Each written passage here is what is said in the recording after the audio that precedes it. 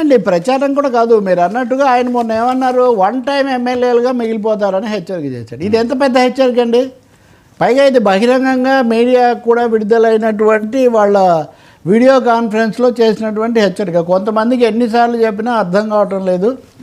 మీరు ఇలాగే ఉంటే నష్టపోతారు. మీరు ఒక వన్ టైం ఎమ్మెల్యేలుగా ఉంటారా, 2-3 సార్లు మీరు ఎన్నికై ప్రజల జీవితంలో నిలిచిపోదలుచుకున్నారా. ఆయన అంతకుముందేమో మంత్రుల స్పీడ్ చాలటం లేదు, మంత్రుల యొక్క సంతృప్తికరంగా చేయాల్సింది ఇంకా ఉందని కొన్నిసార్లు అదొక హెచ్చరిక చేశారు.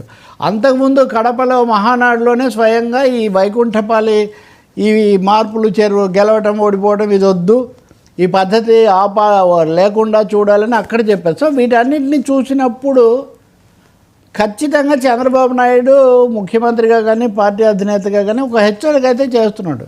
పరిస్థితి పట్ల సంతృప్తికరంగా లేదని, పైగా ఇది మీడియాలో వస్తుందని ఆయనకు తెలియంది కాదు. అప్పటికే మీరు సర్వేలో వచ్చిన రెస్పాన్సుల గురించి కూడా చర్చలు చేస్తూనే ఉన్నారు కదా. ఉదాహరణకు 19 మంది 19 మంది 30% కొరతతో ఉన్నారు.